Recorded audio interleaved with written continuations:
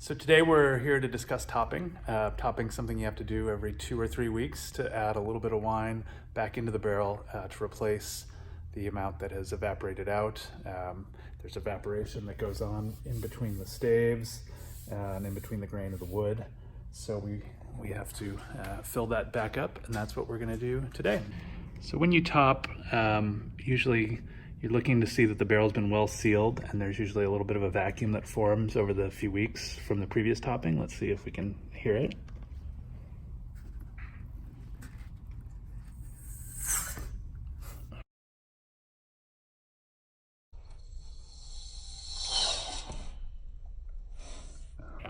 So that's what we're looking for.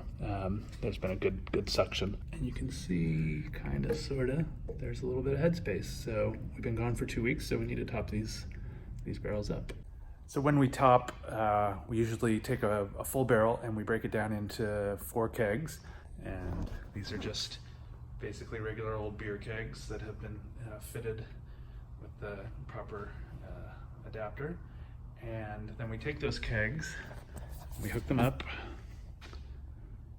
to a tank of either argon or nitrogen, which is here. We've got the gas line running, and then you've got your wine coming out. And that means it's pressurized, so you're able to push the wine to the barrel. And we have our nifty little topping gun. So let's top the barrel. Nice seal there. And we'll take our topping gun, and we'll just put some wine in. These are 400-liter barrels, so they take a little bit more wine than most. There we go. Nicely full, and then we'll put the bung back in. You're actually looking for a little bit of wine to displace just like that, so you know that the bung has completely filled up the space.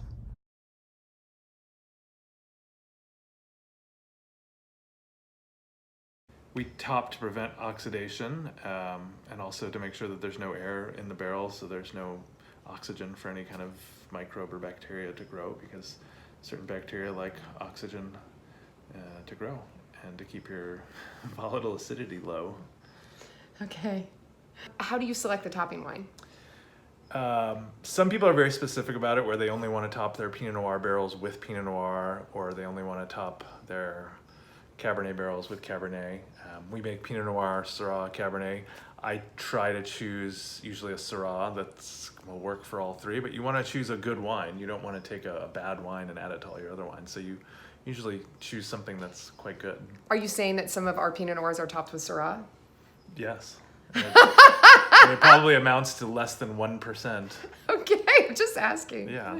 What are the other ways to top? You have this topping wand, and you're pulling wine out of keg. And if you died, like, I'm not sure that I could hook up. Like, I don't know that I would know how to do that. And so I asked you yesterday, could we just bottle magnums, and we could just use magnums as topping wine? You could. It would just be hugely inefficient, because every 5 or 6 barrels, you would probably be going back. I'm going to open a bottle of wine, pour it out, and then you have all this glass and corks. So the quickest and most efficient way is to use pressurized tanks or kegs and a topping gun, because you can climb all about the cellar. Can you imagine climbing up 3 or 4 high on a barrel with a magnum of wine? That'd be good for you. Well, if you dropped it, and then you'd have glass all over the cellar too. So. Okay, so we're topping every 2 weeks, and I know that's normal, but can you give everybody an idea of like why you top that frequently? Like, how much wine is actually evaporating? Depending on the size of the barrel, I mean, every 2 weeks, I would say there's probably a couple hundred milliliters of wine, 200-300 milliliters of wine, and it's more that it leaves, a small headspace, and where there's oxygen in there, then there's chance for bacteria. You give them air to grow. Yeah. Like I said, we go through probably a topping keg every 4 to 6 weeks. But yeah, obviously it depends on the size of your winery, and that's over maybe 2,000 or 2,500 cases. How many barrels a year do you end up using as topping wine? You might use anywhere from 3 to 4 barrels. 3 to 4 barrels, that's like 100 cases. Yeah, it's a fair bit of wine. That evaporates, that's a lot. Yeah. Yeah, okay. I mean, we have relatively humid cellars. Oh. In Lompoc, we have relatively humid cellars. But other people do employ humidification devices to maximize humidity and minimize evaporation. Well, you're doing a good job. Good job. Okay. Thank you, Peter.